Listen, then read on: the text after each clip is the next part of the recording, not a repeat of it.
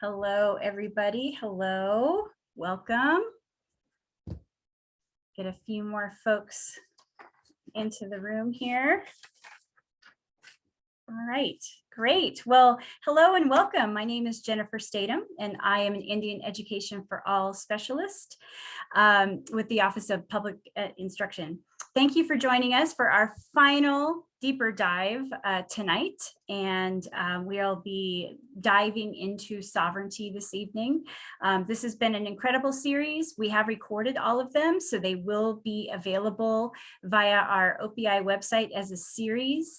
So watch for that under our PD tab. And if you've really enjoyed this and gotten a lot out of it, please do share with your colleagues, especially those who may be needing some renewal units and could use some asynchronous and do it on their own time. So yes, that should be up on our website by next week.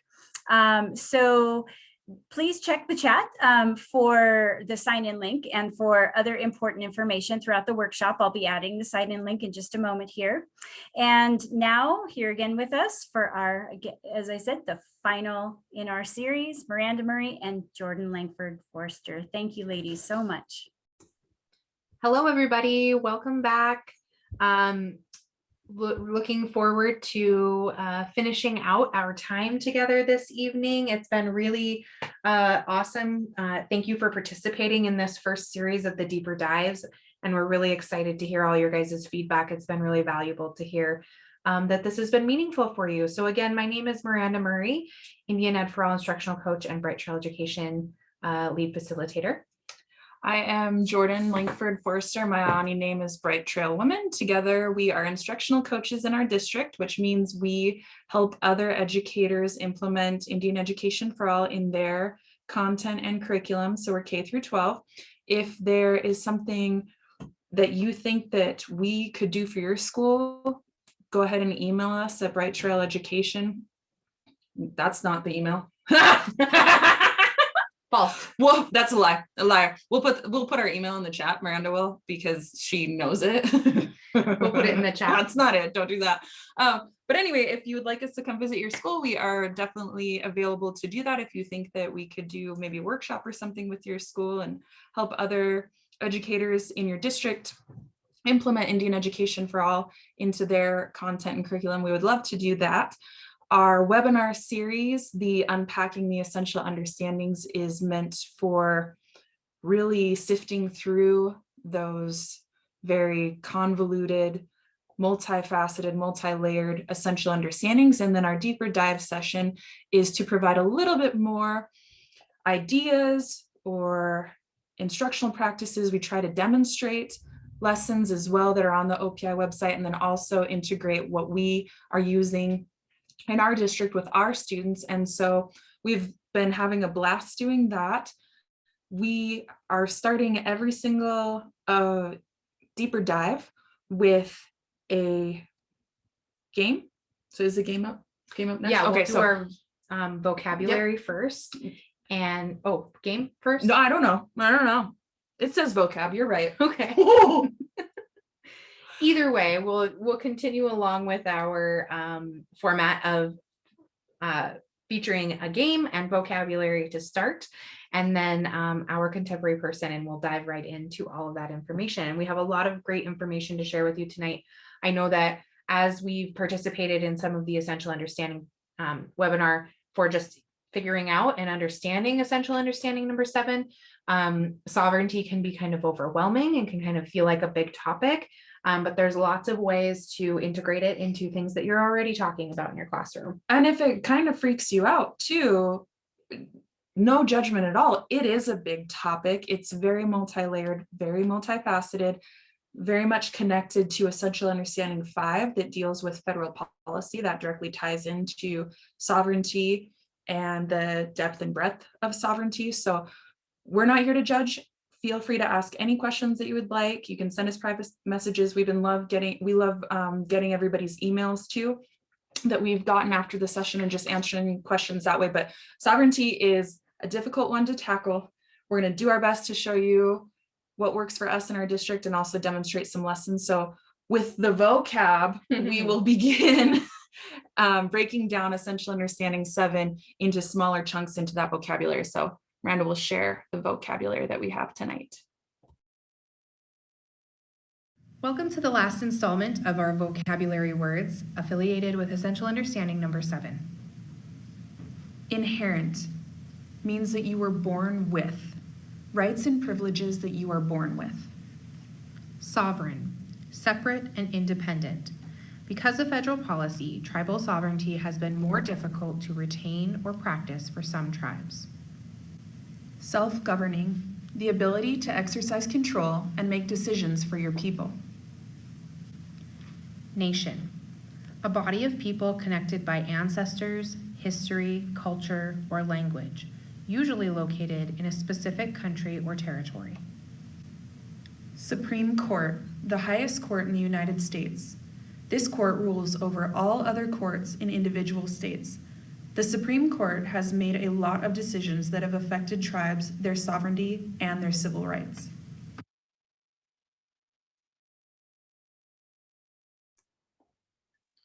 So that's just a quick and easy way that we start to integrate the essential understandings in the classroom, is just introducing students to that vocabulary word in a means to break these essential understandings down, make it more grade level appropriate for our students. And you don't have to use that vocabulary, but that's the vocabulary that we use when we are addressing these topics. And so again, you can be having students make flashcards. So maybe they're not at the level where they understand those sentences, all of those words put together, but a way to break it down so they can begin to understand those words on their own. Also, word walls. I do a word wall in my classroom, and anytime that we have some downtime, I go to the word wall and point, and they tell me the definition of these different vocab words that I've picked out from the essential understandings. And it's just a way to make it, because if it's, I guess, intimidating to educators to move through these essential understandings, imagine how it feels to be a student if you just get these essential understandings plopped down in front of you and you're like, okay, well, these are written at a very collegiate level. I know what some of these words mean, but not all of these words together. So just an idea for you to practice in your classroom. We are now going to move on to our featured traditional game for tonight. And the featured traditional game is Rocks in a Fist. Rocks in a Fist. So today's featured game is called Rock in a Fist. This game originates with the Little Shell tribe of Montana, whose tribal headquarters are in Great Falls. So this game, you'll need a rock and 3 counting sticks to keep score. And the premise of the game is to use your skills of observation as well as some skills of luck, and you need a partner to play with. So I'm going to take the rock behind my back, and I'm going to exchange it between my hands, and I'm going to present Jordan with 2 hands. And she's going to use her skills of observation to observe my face, observe my hands, see how I'm holding my hands, and try and guess which hand I'm holding the rock in. So she guesses this one, and she guessed correct. So in this circumstance, she gets the rock. If she were to have guessed wrong, I would get a point. But since she guessed correctly, she'll get the rock. And then we go back and forth. So now she'll put the rock behind her back and present me with closed fists. And I'm going to use my skills of observation, and I'm going to say it's this one. And so I'm correct, so I'll get the rock back.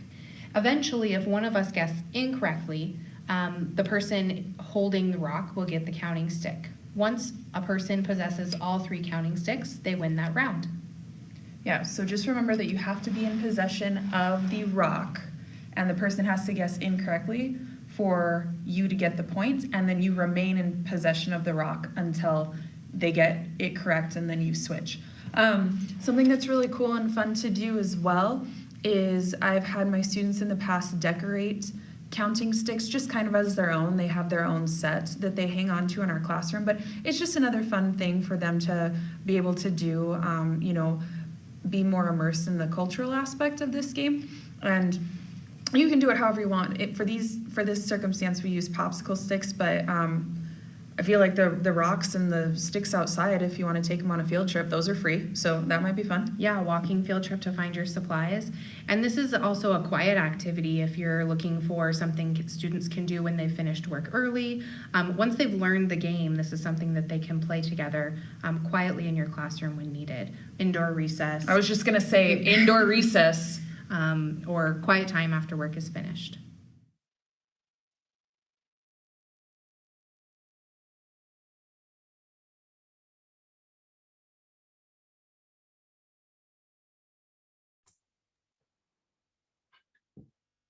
So something that I just realized, that not only is this the final night of our deeper dives, it's the final night that they're going to be able to view our faces frozen, In random, looking insane on the screen. Mhm. Oh, I hope everyone doesn't miss that too much. All right, so we are going to move into our featured person, and we have some great information to share with you about our featured person. So I'm really excited about that. Our featured person is John Isaiah Papillon, and he is a contemporary artist from right here in Montana. John Isaiah Papillon is an artist from the Blackfeet Nation in northern Montana. The art journey has been ceremonial for John as his understanding of his past, family, and culture grows with his artwork. He descends from Mountain Chief, a Blackfeet leader who preserved history through numerous winter counts. Through art, John finds personal healing and cultural preservation. He speaks with troubled youth in public schools to promote the benefits of art therapy. And John holds a formal degree in art marketing and museum studies from the United Tribes Technical College and the Institute of American Indian Arts, respectively. However, his education continues with every piece he creates and with every story he shares. John incorporates traditional design elements into colorful contemporary illustrations, leaving his work highly recognizable. Most importantly, John's art deepens his connection to self and place, providing him with a sense of strength. He is currently working as an art teacher at Hart Buttes High School and has been installing many collaborative murals there around campus, including a student-led one. John enjoys helping students to create meaning and provide connection to culture and to see themselves represented in their school. You can see more of his work and current projects on his Instagram and his Facebook.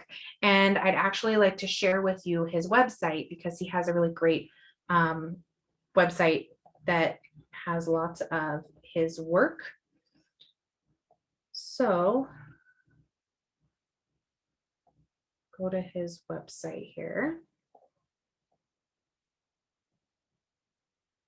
Okay, so if you go to johnisaiahpapillon.com, you can find all of his work on his website. You can purchase products from him. He is also a featured artist on the 8th Generation website that features Indigenous artists and American Indian artists across the United States from different areas in the United States. And we've had the opportunity to work with him and talk with him quite a bit about art and education, and it's been a really exciting conversation to have. If you haven't seen any of the collaborative murals that he's been working with another artist and students with at Hart Butte, you really should go to his Instagram or Facebook. You can find all of those pictures there. I also put in an article for further reading in your participants folder about him and his work in Hart Butte from that Great Falls Tribune newsletter that we talked about last time. I did also kind of figure out the hiccup as to why people couldn't find it. The next day, or the articles come out on Friday, and we had our webinar last Wednesday, and I saw people in the chat saying, I can't find it. They had changed the name literally like that day of the newsletter because they wanted to be more responsive to the feedback they were receiving. The original name of the newsletter was 8 Nations, referring to 8 reservation / tribal headquarters, and realizing that that's not inclusive to the amount of tribes in Montana, they have changed it, I believe, to First Nations or something like that. So you can find it on the Great Falls Tribune website. and sign up for that newsletter. But I put that article about him and his work in your participants folder if you're interested in seeing that. I am also going to share a short video with you of John talking about his own work. Do you want to have them actually watch it and then come back to us? I'm just afraid that it'll lag. Oh yeah, we could do that so that you can actually see what's happening. I'll put the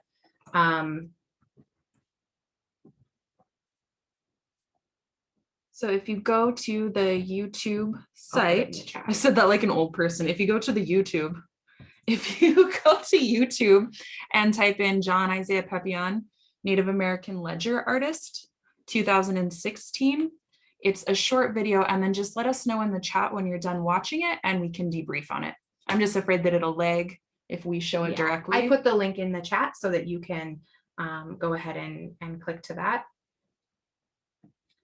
For video and recording purposes, I'll let the video play while you guys are away.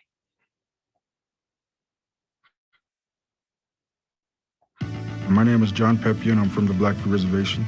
And the kind of art I do is pictographic plains art and bringing it to the forefront, more contemporary.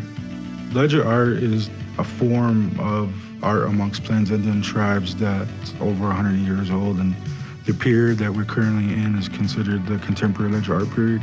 Every piece I do, the designs and colors actually mean something, and there's always a story behind it.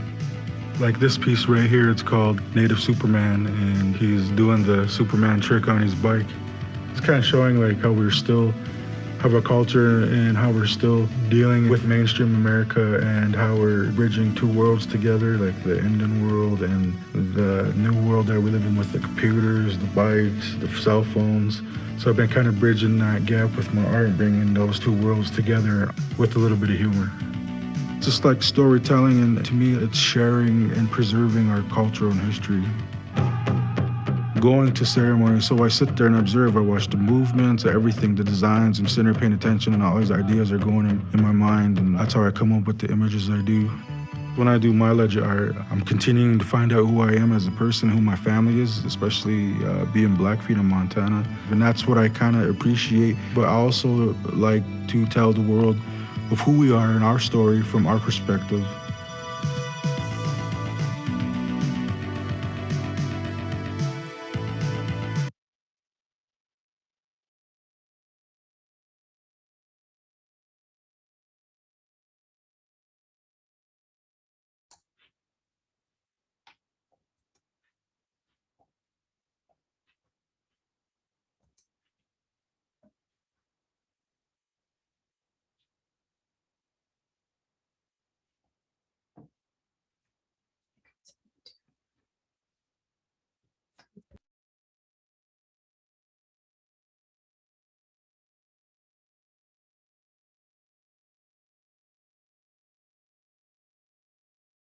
Say that.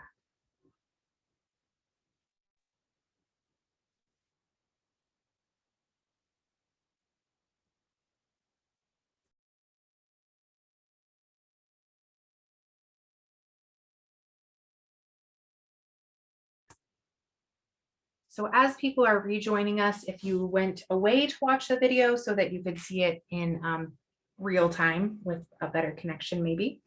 As you were coming back, go ahead and respond in the chat. What connections do you draw between art and sovereignty? I couldn't help but be excited that I got to use the word draw when we were talking about art, so I put it in quotations for a pun. Hope you guys enjoy that.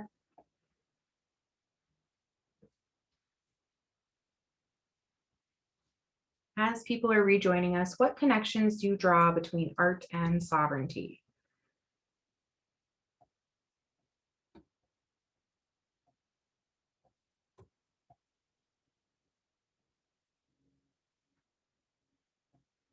Seeing some great answers in here.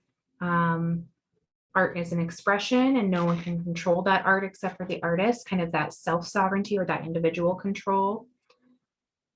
You get to control it, decide what it is, what it means. The artist has control over their message and they convey their own truths. Excellent.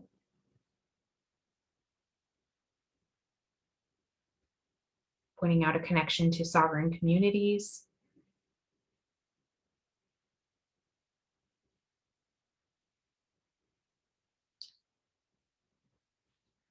something too that I think is really important for artists is having the sovereignty and establishing for themselves their way that they make money, right? Mhm. If you think of everyone as an individual with the right to be able to create, to gain that sovereignty over your life and be able to create a life for yourself that you are you're picking the job that you want to do. And sovereignty for these artists is just demonstrated through the fact that they get to control how they make money. It's a demonstration of, okay, so we don't have to be farmers to be considered successful. We don't have to have this specific job to be considered successful. It's a way that artists get to control what they're producing, what they're putting out, and then in ways their income. Unfortunately, this can fall into appropriation, not with these artists, but there's this huge romanticizing idea of the West being one, or how civilizing indigenous communities and things like that. And so you get other artists who use American Indian people as the subjects.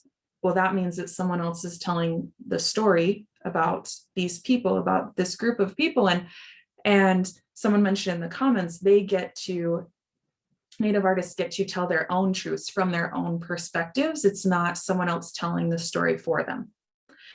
A great way to integrate Indian education for all in your school, not just in your classroom, is to have Native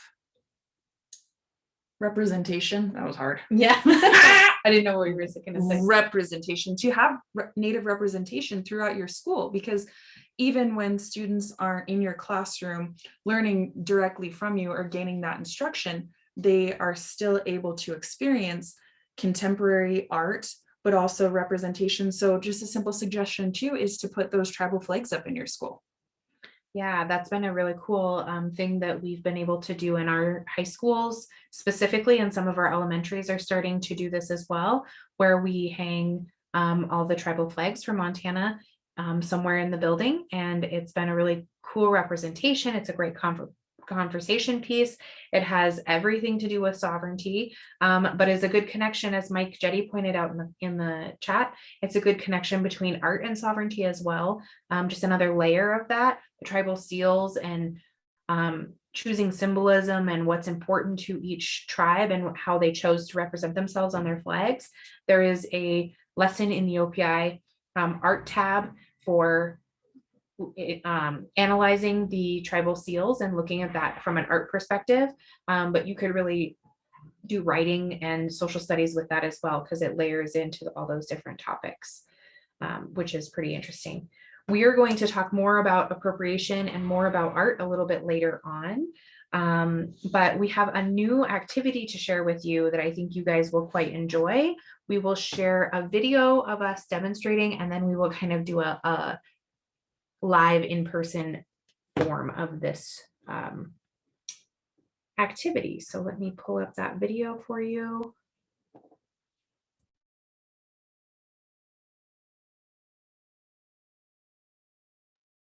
So this is an activity that we use for a multitude of different ways. It's called quote, quote, switch, or quiz, quiz, switch, depending on the type of subject you're using with it. So for this purpose, we're going to be doing quote, quote, switch, which means all of the participants will have a piece of paper that has a quote on it. I usually do this thematically.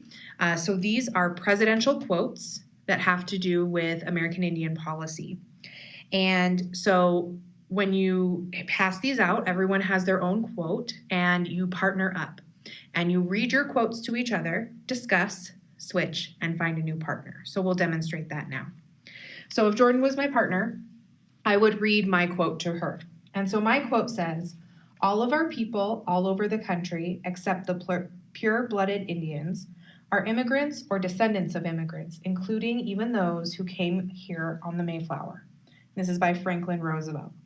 So then I would discuss with Jordan what I thought about this quote. I think it is interesting. It really has to do with topics going on in government today. Immigration has obviously been a topic of long conversation over time. And I think it's interesting that Franklin Roosevelt pointed out that in a roundabout way, that Native American people are the first peoples of the land.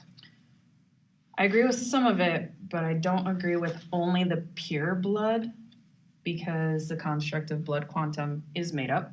But also, what if you are an Indigenous person with a pure blood parent, a pure blood dad, and then a white mother, or vice versa? Are you now an immigrant? Right. Does that make you less than in any way? Great. Okay. My quote: "For a subject worked and reworked so often in novels, motion pictures, and television, American Indians remain probably the least understood and most misunderstood Americans of us all." John Kennedy said that.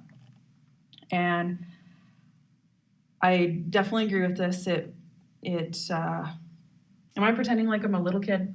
Or am I Sure. pretending like I'm well, I was gonna say, from my perspective, it really falls in line with Essential Understanding 1 and 2, the diversity among tribes and diversity among individuals, and definitely falls in line with the conversations we've been having concerning imagery. So you have this idea that becomes a novel, that becomes a movie, and really it's this continual practice of someone else telling the story, which makes the subject matter misunderstood. So I agree with this. I agree with that as well. I think a lot of the conversations that we've been having have to do with these ideas that come out in fact in the world and then are just used as fact. And so we're talking about that subjective versus objective.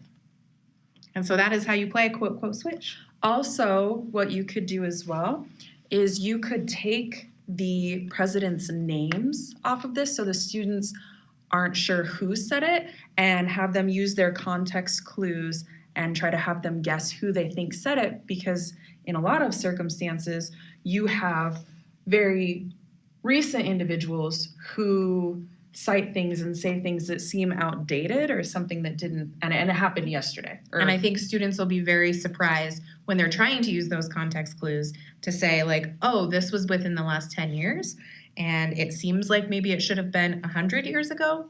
So a very interesting idea to use with students, especially your older students, if you're utilizing this with older students, for them to kind of contextually figure out, when does this make sense? Absolutely. Or when does it not make sense? Why was this said yesterday? Or whatever. Thank you for watching us stand close to each other and talk.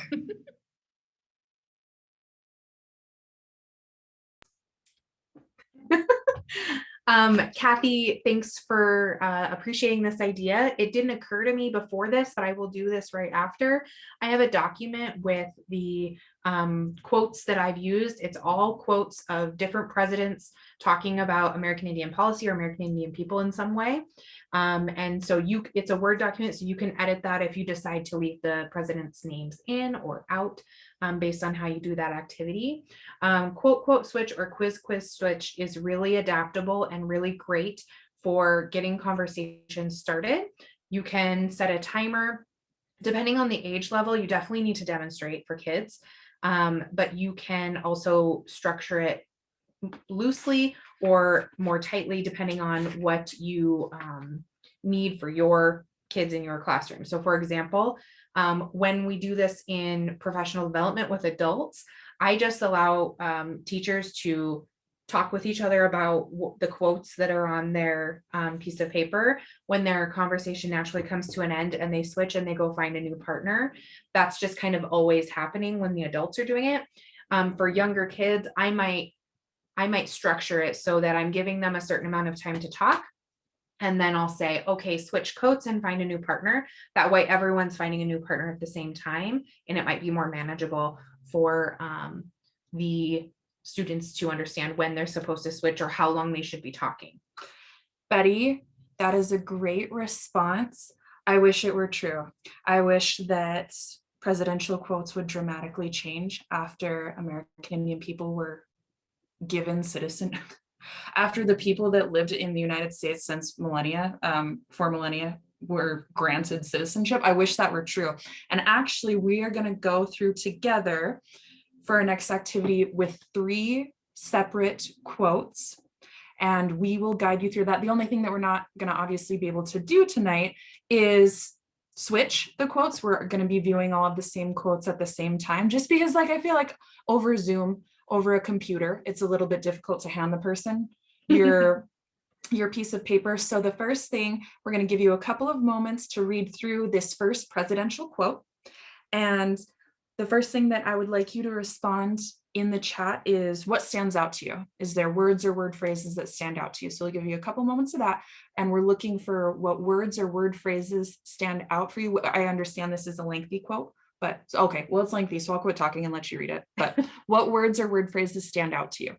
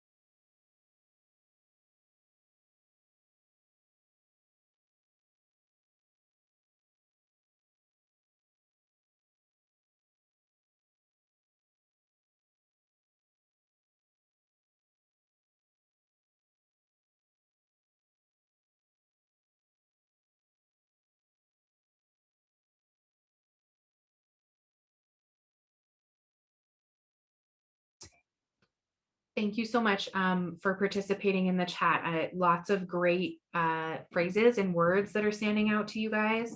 So you're seeing things about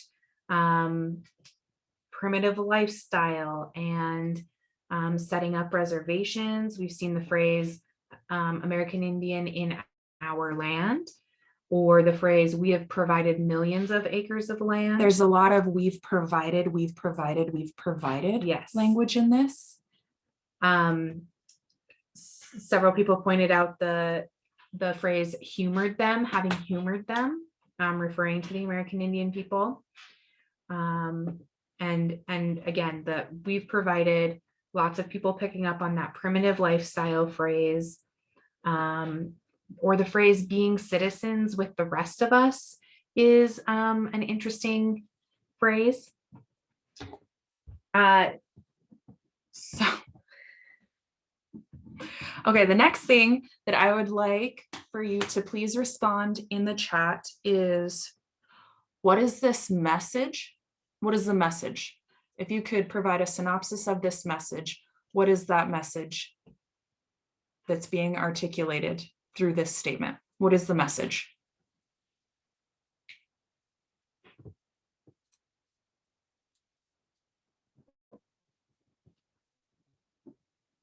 Patriarchal, so paternalism, we've provided, we've taken care. Generous, absolutely. Yeah, this idea that the American government has been very generous to the American Indian people. I also, can I just say this? When you see me jotting stuff down, I'm not saying who wrote it. It sometimes goes away in the chat so quickly that we want to revisit it and kind of discuss about it. So I'm not taking notes about who said what, I promise. Scouts honor, I promise. I just want to make sure that we can kind of debrief some folks' responses. Yeah, so the natives are the intruders. Definitely gives that feeling. Okay, so the next piece that I would ask that you respond in the chat is, what does this message mean if you are an American Indian person hearing it from a president? What does that mean to you? How does that make you feel? What does that make you think? How is this message heard, or what is heard in this message if you are an American Indian person? So less than, Yeah, lots of quick reactions. Make you feel guilty, make you feel unwelcomed. Sounds like the president is pro-genocide, getting rid of. Unappreciative. That your way of life is wrong. ungrateful, right? It sounds in this message that the United States has really done everything that they can to provide everything that American Indian people might want or need, and they just waste it or don't appreciate it. Ungrateful. Right. Yeah. Okay. Last question. And we have 2 more quotes that we're going to debrief just like this. And again, Miranda will put all of the quotes. I mean, there's over 25, right, that we have. I think so. We understand there's more presidents than that, but yeah.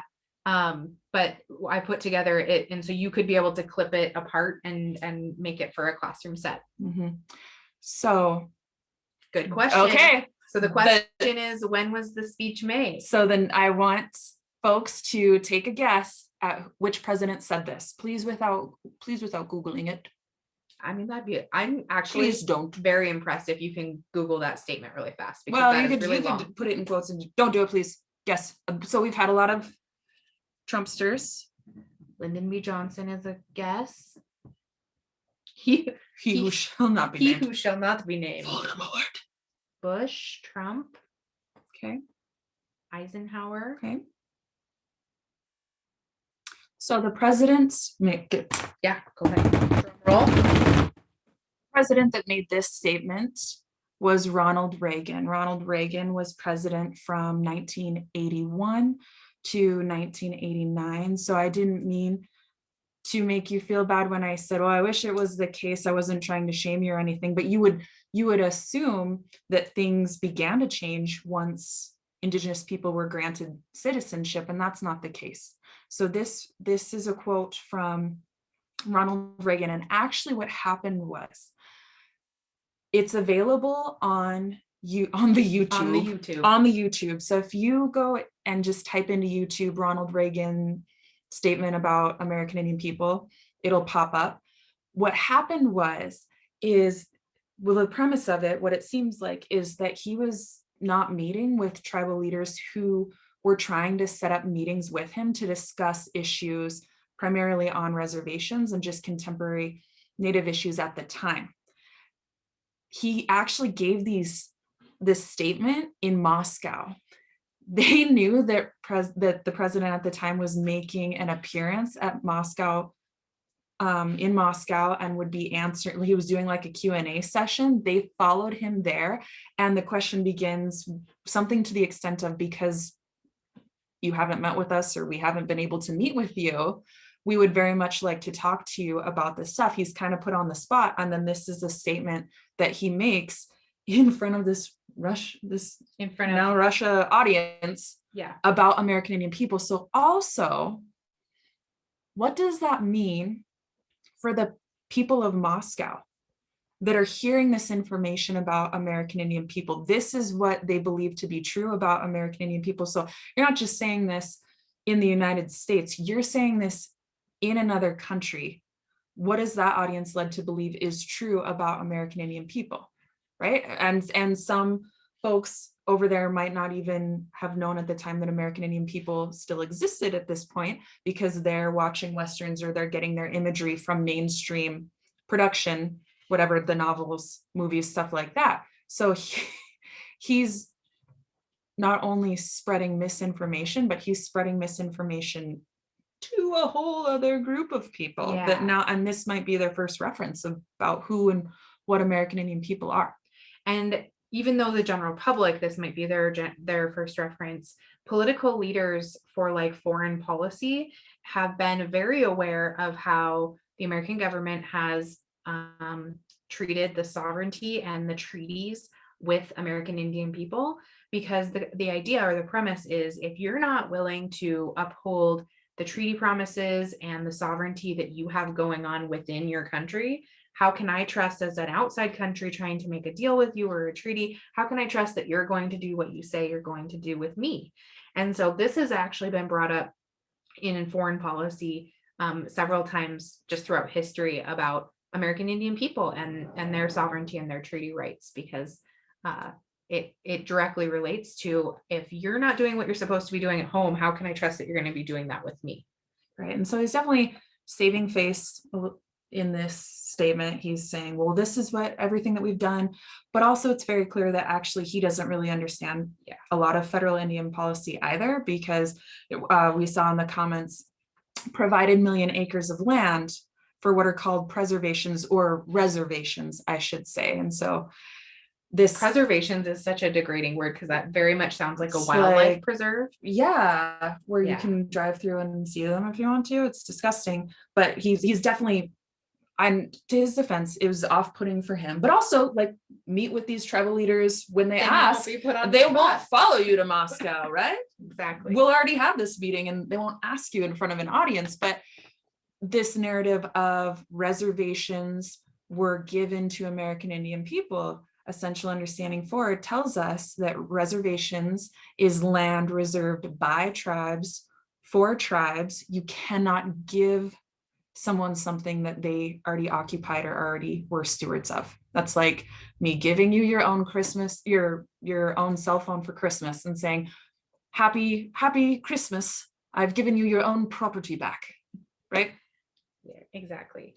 All right, so let's move on to our, we're not on their side either. no, Nate pointed out very poignant point that the Soviets had a rather impressive record of spreading disinformation about their own history as well. So he was in good company to do such a thing. We're not gonna like move there or anything. we're just, saying that this was a spread. Exactly. Yeah. All right, so this next quote is a little bit shorter.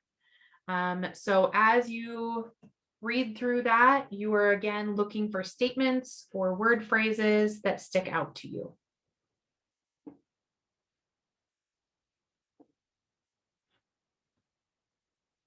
Words or word phrases that stick out to you.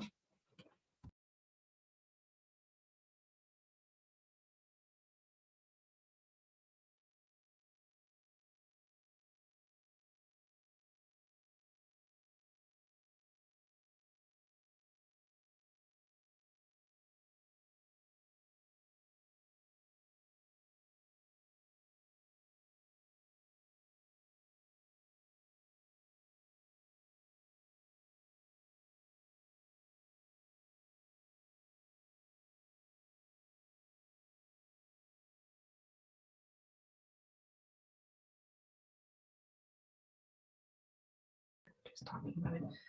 You guys are picking out a lot of the same kind of phrasing as things that are sticking out for you. So the phrase is once proud and free is coming up a lot. Historic culture, meaning gone. Years of defeat is coming up for you guys.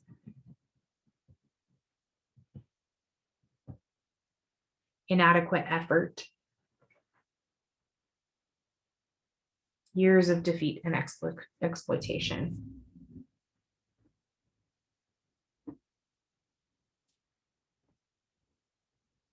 Definitely a much more sympathetic viewpoint. It seems there's an underlying, perhaps a better understanding of federal policy and what some of those federal policies or laws have done. His problems. Yeah. Exploitation being an important phrase in there. Mm-hmm. And this is something too. So as Nate pointed out, this is definitely a much more sympathetic acknowledgement from this president. There's not necessarily, as Miranda and I demonstrated in our video, there's pieces of these quotes too that you can agree with while also saying, but I don't agree with this part and this is why. So this is definitely not an all right or all wrong scenario where we're going to pick out the presidents that were good or the presidents that were bad. I don't know, quote unquote bad, but there's definitely pieces that you can understand, you can acknowledge, and then pieces that you maybe don't agree with. So that one's proud and free. So this narrative of American Indian people might not have any reason at all to be proud anymore. That's pretty defeating. It's pretty, you know, when you were to hear that, like, oh, they must be really sad to be Native. I appreciate the comment that it's still very much an othering statement. It's even if it's trying to be sympathetic in some way, it's very much like this thing happened to those people and that's really bad, kind of idea. So if you could provide a synopsis or a summary of what is the message here, please do so in the chat. What is the message being relayed once this statement is said? And then also, what does it mean to American Indian people who are hearing this for the first time? There's no right or wrong answers. But what does this message, what message is conveyed to American Indian people?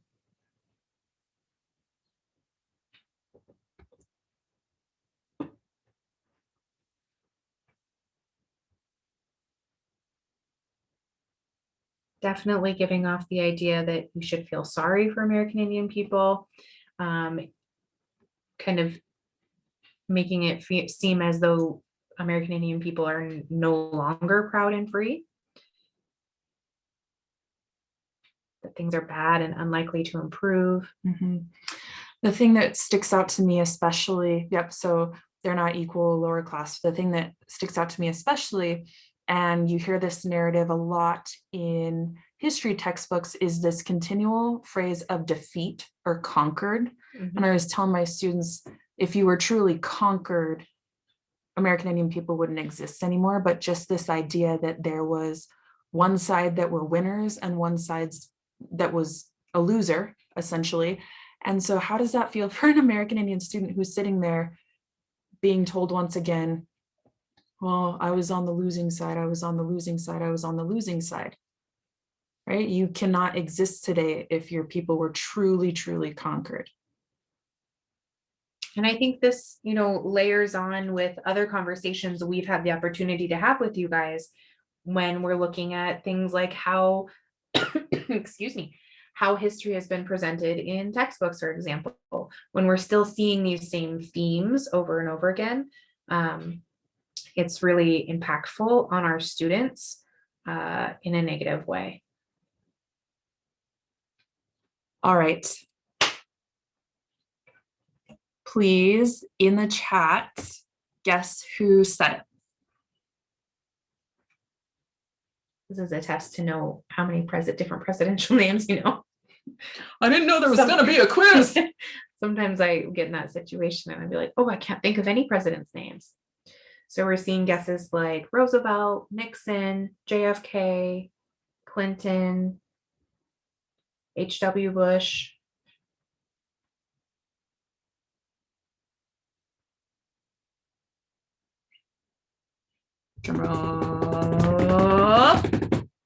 This statement was made by President Lyndon Johnson. He was president from 1963 to 1969.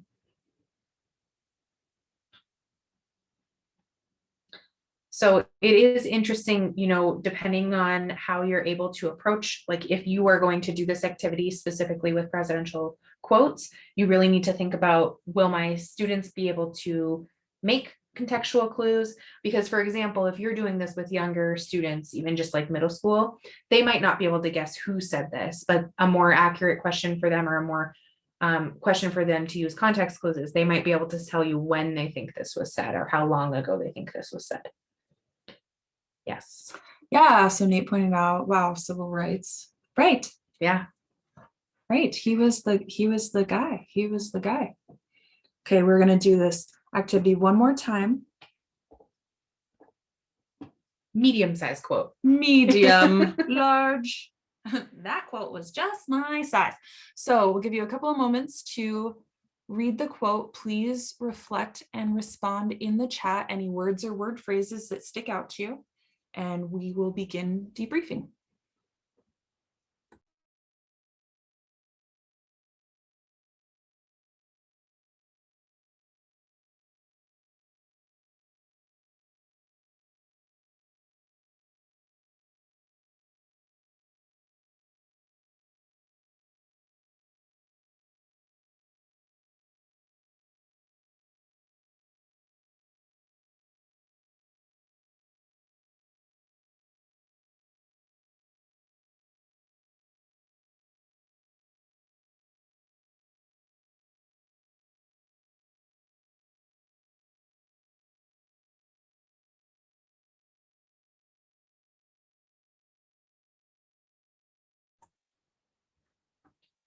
So you guys are picking up on that phrase specifically entitled under the law. That is an important phrase to this. Again, seeing that entitled.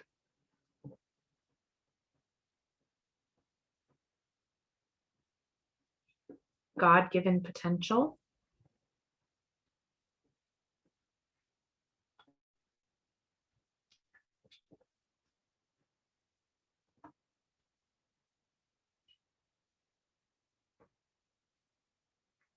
Making the most of that potential, seeing that phrase kind of come up and up again.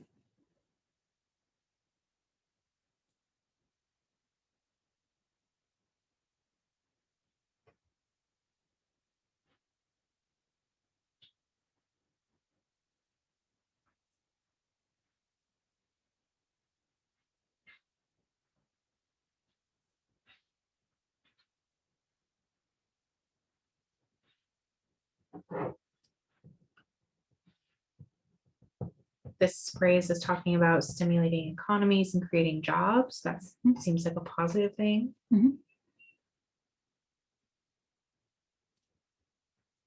Okay, so please start providing us, Nate, it's not time to guess yet.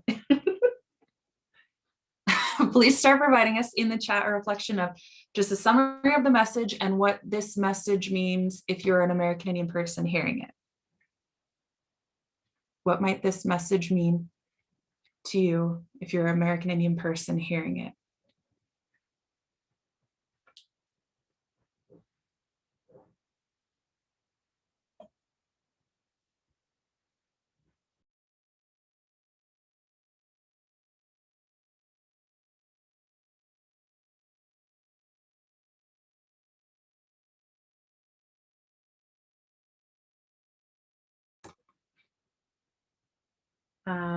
So this is feeling like it's starting to acknowledge American Indian people.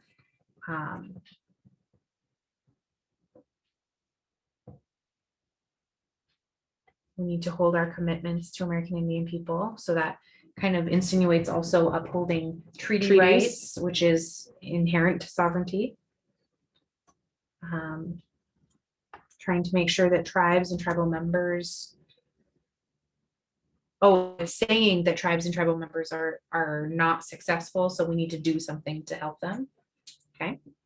Which is also a form of paternalism. Yeah. But in a nice way. Even if it sounds well-intentioned, it's still like, we're here to fix it. Definitely that the government needs to follow through. So that acknowledgement of unfulfilled agreements. Absolutely.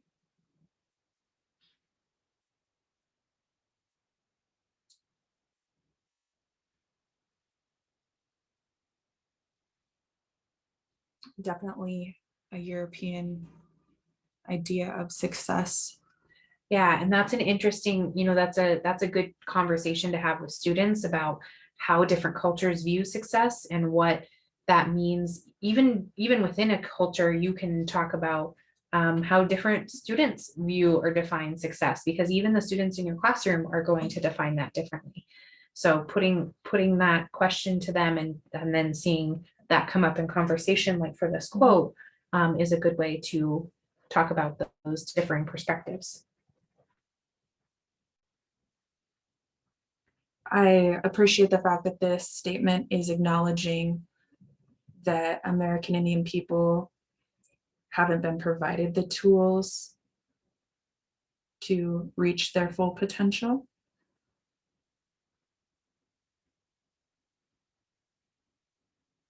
I very much appreciate this statement in regards to higher education and making sure that our American Indian students and children have access to a great education as well as potential for college and higher education. That's great.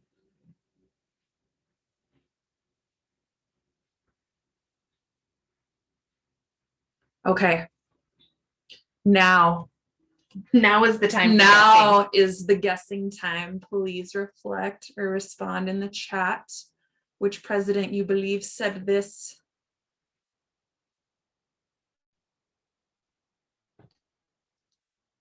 We're getting guesses like earlier we had a guess that was Biden. Nate guessed twice. Cheater. Obama, Clinton, Carter, maybe Bush. Seeing some Carter and Obama multiple times. So it's not Bush, because last week we watched his explanation of sovereignty where he just repeated the word several times. Remember that video? Sovereignty. doesn't Well, they're understand sovereign. sovereignty. You're sovereign. It means you're sovereignty. We don't get 46 guesses there. Okay. Clinton. When he made this statement, though, he invited numerous tribal chiefs, tribal governments. Tribal leaders. Wilma Mankiller was there, and he invited them to the White House lawn when he made this statement, because he wasn't going to get caught in Russia Ronald Reagan saying wrong things, Yeah. right? Yeah, Shannon, you were immediately right. That was awesome. Good job. But I didn't want to shout that you were right and then have everybody see it. But I felt the butterflies in my heart. So this again is such a good activity for getting kids up and talking. But then you can also sit down and reflect and talk whole group, kind of like we've been doing here in the chat, and ask questions and pair and share and do those kinds of activities to really get students thinking. And I think it would be very beneficial too to set out. We've done things with the federal policy timeline to set out different aspects, different facets of what federal Indian policy looked like at that time, and also demonstrate what the president was saying at the time about American Indians, what their level of understanding was, because it's very impactful to demonstrate those context clues. Some of these quotes, it sounds like they were made probably 40 or 50 years ago, and it's like, well, why did they say that yesterday? That doesn't make sense, but it's great. It's not time for that yet. Jump on that. But good to be thinking about. Yeah, and we already wrote you down last time too, so when we wrap up everything, we'll be sending you a present. That's hilarious.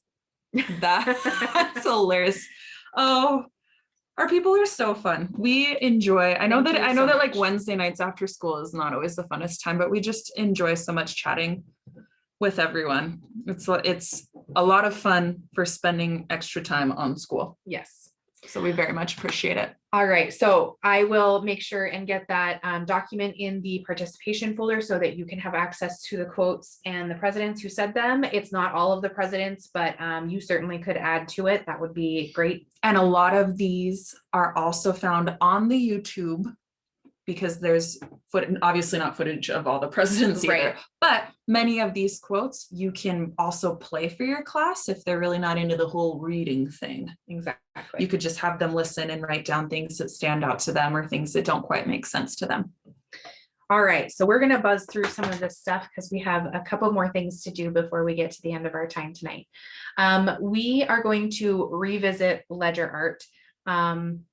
And what I mean by revisit is I've mentioned it briefly before in some of our essential understandings, and we obviously saw John Isaiah Papillon. This is one of his pieces, and so you can see that work there. And I want to talk about ledger art because it is a great connection to traditional art and contemporary art, and making that connection for students is a great way to touch on other essential understandings, certainly along the way, but to really use art as a connection to sovereignty and that autonomy and self-control over the sharing of culture and storytelling, for example.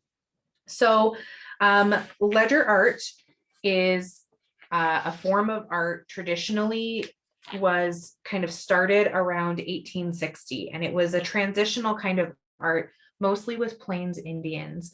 And this happened because there was a great reduction in the reservations. So we have a limited space we can be in, and we had a devastating destruction to buffalo herds. So we no longer have as much hides, for example, for making winter counts on, or making other kinds of parfleche or any kind of art that would have documented or had imagery on.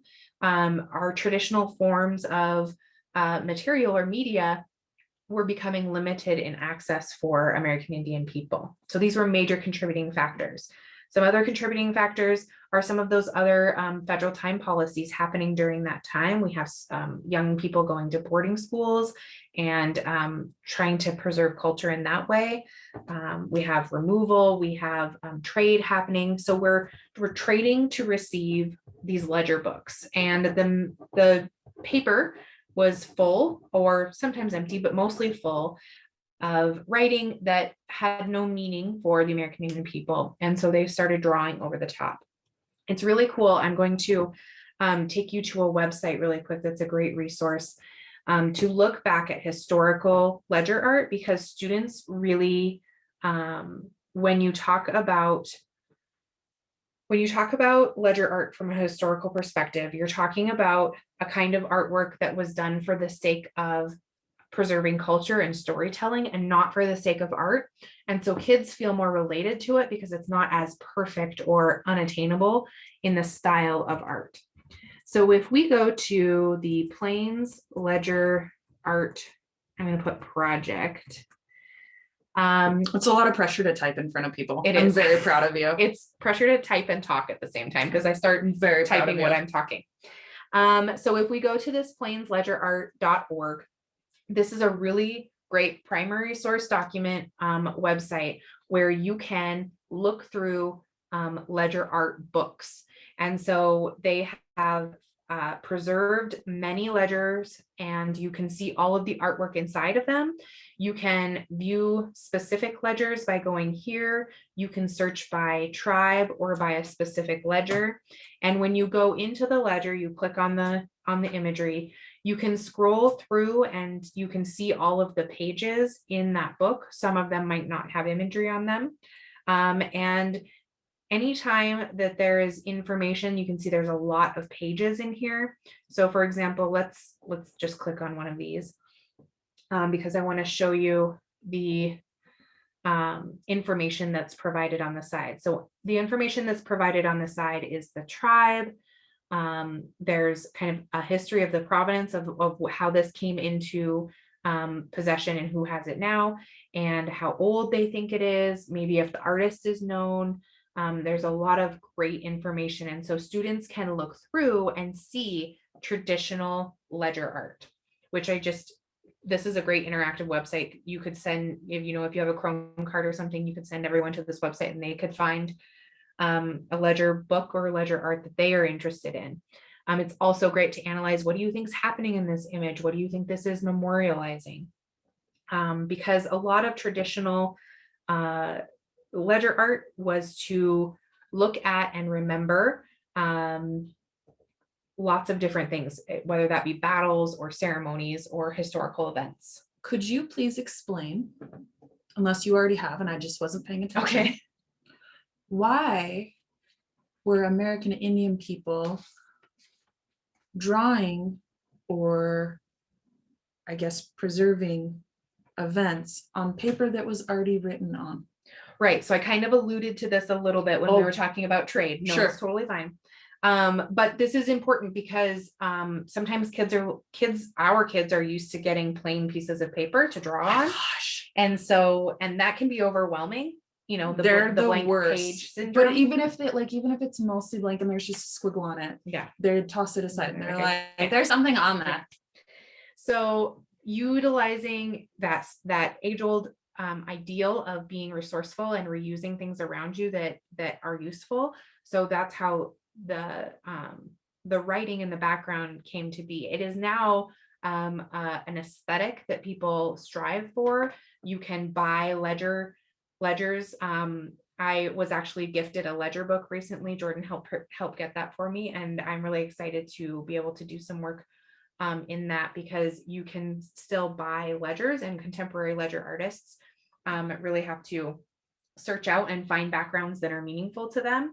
And so John Papillon, for example, probably does online auctions and stores that you can, people on Etsy sell ledger art or ledger books so that he can get those backgrounds. Contemporary artists revitalized ledger art in when I explained to students for the sake of art.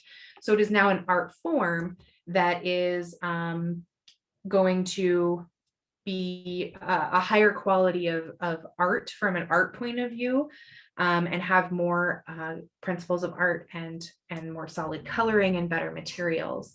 And so that revival of art came in the 1960s originally. And this is where we see the self-determination period and that kind of idea of self-control and sovereignty really taking a hold again, and American Indian people being able to do so. And so we have civil rights and self-determination in that way. So what I want to talk to you about before we move on to the next thing is how you can do ledger art, or how you can talk about American Indian artists with students. We always want to be careful of appropriation. Jordan mentioned appropriation earlier when she was talking about the idea of romanticizing American Indian culture. It's also really important that we are just paying attention to, the students we're working with. Is it appropriate for them to use American Indian symbols or imagery or ideas if maybe they are not American Indian people? And so it's always a fine line to walk. You want to make sure that you are being inspired by American Indian artists or whatever artist you're looking at, and not copying symbols and meaning and important imagery that has no meaning for the students that you're working with. So as I've mentioned before, when we've talked about art, this is a great opportunity to have students insert their own sense of self-identity and make their own symbols, their own ideas, and their own meaning. So you can get ledger paper, or you can print ledger paper, or you can have them find something that they want to make art over the top of. So an old math quiz that they don't want anymore, maybe they don't like math, they get to draw over the top of it. Or we make it a writing assignment where I've given students opportunity to write on a piece of paper on a prompt. For example, maybe they write about their favorite family tradition. So that's giving them a sense of identity to write about themselves. And then they're going to make the artwork over the top of that. And that can look different than American Indian ledger art. So you're not copying, you're being inspired by. You're still looking at and learning from American Indian artists. You're still looking at contemporary artwork, and you're still making those connections without making appropriation in the artwork you're teaching. So these are two different kinds of examples of ledger art and the way students have done this. So the one on the left is a writing example where a student had to write about what they wanted to be when they were little. So like they had to think back to kindergarten and think, what did you want to be when you grew up, when you were in kindergarten? Because obviously kids change their mind throughout time. And it's really cute for them to think back to, when I was in kindergarten, I wanted to be, for example, this student wanted to be able to go to space. Or you might have, I wanted to be a firefighter, or I wanted to be a policeman. We get all these different things. Now we get a lot of kindergartners saying, I want to be a YouTuber. So the students wrote about this, and then they had to make imagery over the top of their writing that had to do with what they wrote about. The background and the foreground do not have to be related for it to be considered ledger art. Obviously, traditional ledger art, the background and the foreground are not related. but it's a good opportunity for you to be able to do so. I had this example on the right is an example a teacher did when they were planning for the way that they wanted to use ledger art. And they were going to connect it with math and science. So they plotted a constellation, and so that included the math of the graphing, the constellation of the science they were talking about, and then the students had to decide imagery that they made for their own constellation. If they were connecting these stars, what would the imagery they connect with it? So this person made this to look like a dinosaur instead of the Big Dipper or Ursa Major or whatever you might know it as. I believe I have, and then this is another example, the teaching partner to that teacher. They worked on this together, and so they plotted the constellations and decided how that they might introduce that to students. So it is a really good opportunity to talk about autonomy and self-control and that sovereignty that we want to be able to interact with for our students in just a different way, in a less big, abstract, obtrusive kind of way. So Yeah, there's definitely a piece for the historical aspect of how ledger art came to be, but then it's really important for it to be meaningful for the students and them not copying what they're seeing. Yeah. Especially too, if American Indian people are trying so hard now to get their work out there and, you know, their products being sold, it's really devastating to sovereignty for someone to just copy that and then sell it. So I also would recommend, just a little fun fact, as part of the arts bill in the 1990s, a piece of that legislation states that if you are identifying something as native made, then you must provide information of who specifically made it or which tribe it comes from. So that's a really big, important piece too, because then you get folks from all over just creating, you know, this turquoise jewelry and things like that, and making it seem, or even if you just start looking at something on Instagram or you go to a website, there's a lot of these names of like an Aztec shirt and stuff. And it's really important to remember, is that money necessarily going to the tribal communities that it's saying that it represents? It's a very interesting road to go down. We have a whole like 6-hour PIR that we teach on art and American Indian artists and appropriation. And it's very interesting to dive into those backgrounds with your students. You know, when we think about non-native artists capitalizing on, especially here in Montana, where we have like Western Art Week here in Great Falls, there are a lot of non-native artists that capitalize on that kind of imagery that we've talked about over time of the cowboy and the Indian and that kind of imagery that they're capitalizing on big time. Do you want to talk about the treaty website? Oh, yes. Let me go back to my. I just saw it on our list of things. I'll link it because I just realized I don't have the link copied here and I don't know how to search for it. I'll link it, but it's similar to the Rights of Natives website that we've built before, we visited before, and it has documents for treaties and primary source documents. So for example, with Jordan's kids, we've taken primary source documents, anything from expansion advertisement of land for sale to Free Indian land, to treaties, to other things. And we've had students make artwork on top of that as a form of ledger art. So lots of great ways that you can be using primary source documents, which is a part of our standards oftentimes. And so I'll link that website in your resource folder at the end of this with the presidential quote. All right, I'm going to share with you a short video featuring an OPI lesson.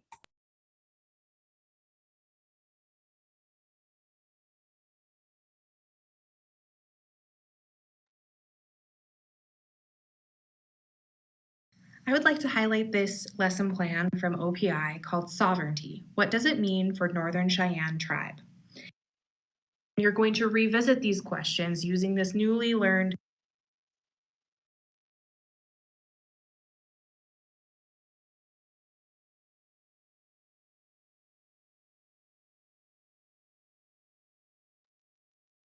I would like to highlight this lesson plan from OPI called Sovereignty. What does it mean for Northern Cheyenne Tribe?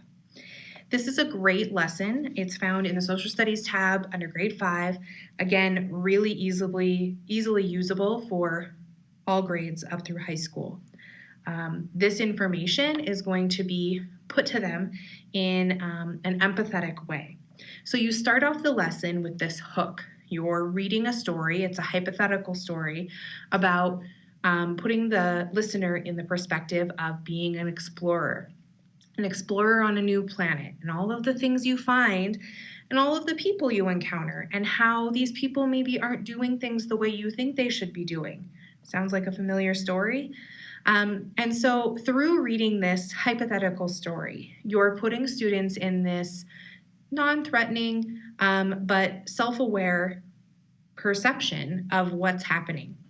And so there's a worksheet where you can kind of go through. If you were doing this with younger students like 5th grade, I would do this as a class where you're asking questions about what would happen if you moved these people to different places?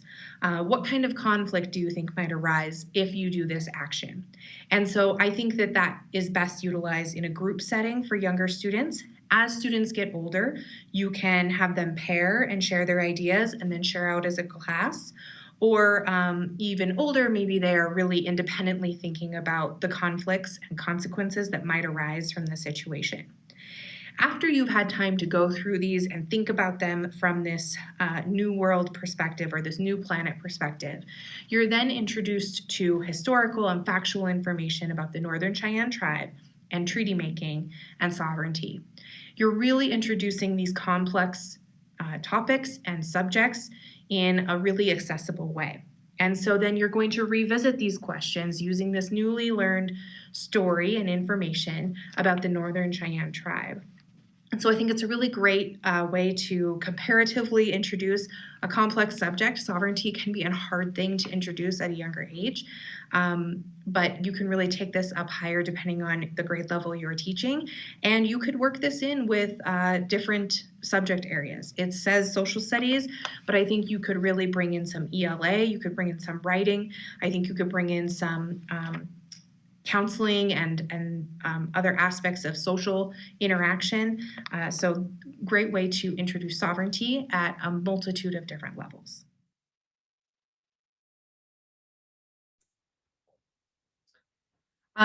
That resource is in the OPI lessons as I described, but I really enjoy how it completely takes students down this avenue in this hypothetical situation.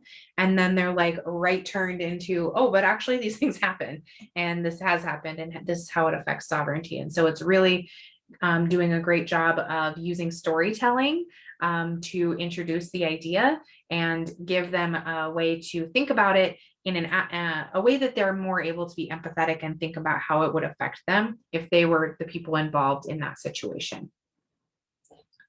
The last video that we have is a video for older grade levels or just more information for yourself to go ahead and look at concerning food sovereignty and other aspects of sovereignty since time immemorial.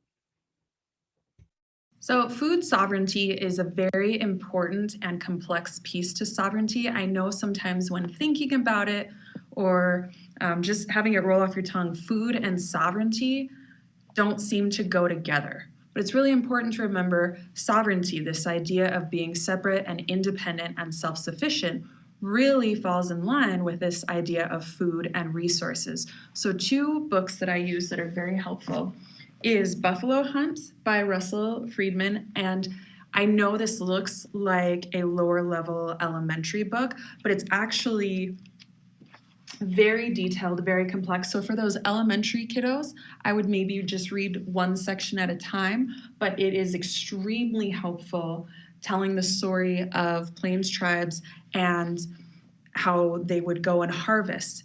And again, the idea behind food sovereignty is that you are separate and independent and self-sufficient. You are harvesting your own food, in this case, the bison. It does a really great job of telling the story of events and what it took to harvest bison. It does a really good job of explaining what Indigenous people used the bison for. One caveat to this book, the only thing that I don't like is they say Indians, Indians, Indians. And that's a great teaching tool or a great teaching moment. You can correct and say what they mean is Native Americans or Indigenous people or American Indians. But just a really great book. And again, I know it looks elementary, but I've done it with the high schoolers and they loved it. Again, if it's new information, it's grade level. It's information that you need to know. Another piece, or another book rather, that I use, and I've mentioned it before, is this 1491. And this is a book by Charles Mann. And this book does a phenomenal job of, it's an account of historians, archaeologists, Indigenous people, all of these people that he's spoken to and researched to compile this book to really talk about not specifically 1491, but the goings on before 1492. 1492 being the date that homeboy sailed the ocean blue, but really does a great job of depicting life, especially sovereignty, separate and independent and self-sufficient pieces in American Indian culture. What I love about this book is that it goes into great detail about farming, irrigations, and harvesting specifically crops for their people. And I think that's really great because we don't think of Indigenous people at times as farmers, and they truly were. This book just does a really great job of doing that. Definitely, if you were to use it for older grade levels, it would definitely be just bits and pieces, but just for yourself and your own resources, I highly recommend this book. So taking it a step further, something that we do with our students, this was drawn by me, in case you were wondering, with zero formal training. What we do with our younger and older students is after reading something like Buffalo Hunt or having a conversation with them, then we have them fill out this chart for the different usages of these things. It might be a great way to give them this chart first or show them a picture and ask them, what do you think these things were used for? And have them shout out their answers or share their answers. And the other thing that I do that works out really well is I have them in pairs so they can discuss with each other what they remember from the story or what they've learned. And so we have horns, skull. This is again, I made this so you could tailor it to however you want, but horn, skull, brains, rawhide, and then I have them list 2 or 3 things that these items from the bison were used for. Sometimes I do prizes, hair, teeth, but it's really important to remember the extensive usage of bison because a lot of times people get stuck on hide for teepees and the meat, and they don't understand, which is articulated really well through that Buffalo Hunt book, all of the things that the bison was used for. Dung, used for fire and or a play toy. And I will explain that later when we debrief this, but tail, tongue, foot bones, hooves, whatever you want. It's just a really great visual and it's really fun for students to fill out. For the high schoolers, I shrink this down and I put it on a quiz. But food sovereignty is really, really important, especially as we move through this era that we're in now of self-determination and moving closer to that self-sufficiency and being able to build strong communities that are taking care of our people.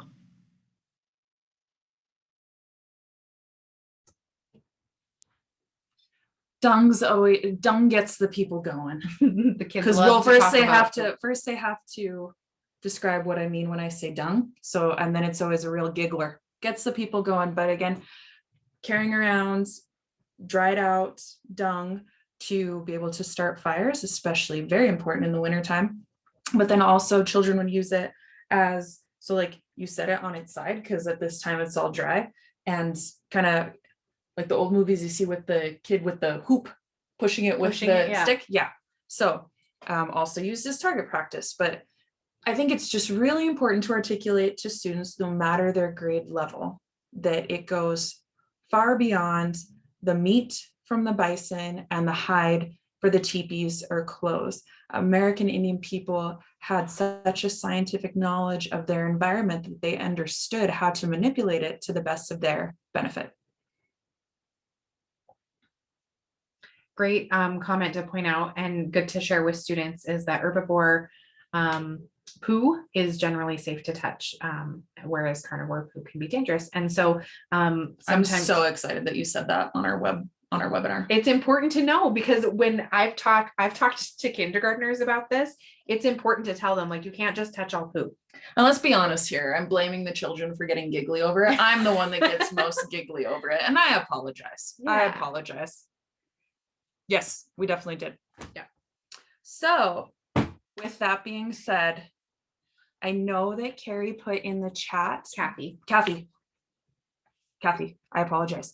Put in the chat already the summaries or the abbreviated mnemonic devices for remembering essential understanding 1 through 2.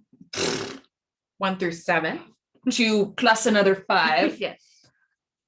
Can anyone guess? It's going to be probably very underwhelming, but please reflect in the chat what might your guess be when we're talking about how to remember essential understanding number 7?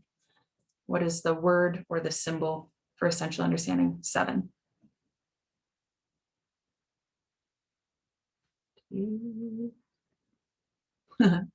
Nailed it. Ding, ding, ding. Nailed it. Sovereign. So I will talk about this here in a second, but just a quick reminder of essential understanding 1. So we have 1 rhymes with bun, in this case hot cross buns, so that is our symbol. The summary of essential understanding 1 is diversity among tribes, and the reason that hot cross bun is our signal or symbol for EU1 is because a cross is primarily associated with religion. How do we explain this understanding to others? Tribes differed in religion. To teach religion, tribes spoke different languages. Tribes lived in different locations, so they had different resources that affect their practices, traditions, and beliefs, governments. Also, because tribes have different locations and practices, they have different histories, homes, and different uses for things. Essential understanding 2. The symbol or signal is no 2, and the summary of understanding 2 is diversity among individuals. How do we explain this to others? Individuals differ in appearance, beliefs, locations, and experiences. There are no generic American Indians, just like there are no exact copies of anyone. A lot of differences in ways we can explain it to others can be incorporated or interchangeable for essential understanding 1 and 2. 3, tree. 3 rhymes with tree. The summary for that is culture is alive and well. When we think of culture, they are very similar to trees because there are parts that you see and parts that are less visible. They are both seasonal, different. You can see different things at different times. They both reproduce, or there's a transfer of some things or all things. Culture and trees are resilient and can withstand. Culture and trees evolve and change over time, and culture and trees can be replenished. Culture goes far beyond the powwows, regalia that are visible. So we still have things like smudging, ceremony, harvest, games, songs, language, prayer, and much more. 4, help me out, Miranda. You got it. Okay, 4 rhymes with door. The reason that the symbol for EU4 is because when we think of our front door, we think of our home base. And the summary for essential understanding 4 is through treaties and other agreements between other governments, reservation land is reserved by tribes for tribes. How do we explain this to others? You cannot give someone something that already belongs to them or a place that was already occupied by them. Indigenous people were already living successfully before reservations were established. 5 starts with the same letter as federal. They're both F words. The summary of essential understanding 5 is that many federal policies have been put into place that have affected American Indian people. That relates very well with essential understanding 7. How do we explain this to others? Policies or laws conflicted with each other and continually changed, making it difficult for tribes and individuals. These policies or laws make American Indians the most regulated or controlled group in the history of the United States. As we move through self-determination, tribes are becoming stronger nations. 6 rhymes with conflicts. The summary for essential understanding 6 is that histories or the telling of histories conflict based on who is telling the story. So often non-Native people have been in the place of power to write a report on the history or subject matter concerning American Indians. How do we explain this to others? You cannot get the full or accurate story if you are only hearing it from one side.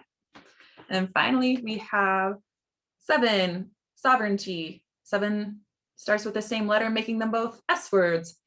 The summary of 7 is that sovereignty, the ability to remain separate and independent, looks different for every tribe. How do we explain this to others? A lot of federal policies or laws were put into place that harmed sovereignty. It takes a while to establish a strong sovereign nation, and it depends on your location, access to resources, and your individual relationship with the federal government. Before colonizations, tribes exercised full sovereignty. When I introduced, because then like by that time they're into it, when I introduced 7 and I asked my students, what do you think it is for 7? They kept saying heaven. And I said, why would it be heaven? And they said, well, wouldn't it be heaven if all tribes had sovereignty? So That's sweet. well, That's a great connection. absolutely. But I was too far into the game. Yeah. But if you're going to use this, you can change it to however you would like and use it however you wish to. We just want to say thank you so much for joining us. We really enjoyed having you guys for these deeper dives and being able to really talk about lessons and ways to integrate the essential understandings into your classroom. And we really appreciate you spending your time with us. Yes, thank you so much for spending your valuable time with us. And thank you again to OPI for letting us facilitate these sessions. Well, Jordan and Miranda, thank you very, very, very much. And I just am overwhelmed with all of the feedback that we've gotten for both the Unpacking the Essential Understandings as well as the Deeper Dive webinars. We are so excited to offer these as a series starting next week for renewal units. So please encourage your fellow teachers to go ahead and watch these and get the renewal units for them. But yes, thank you so much.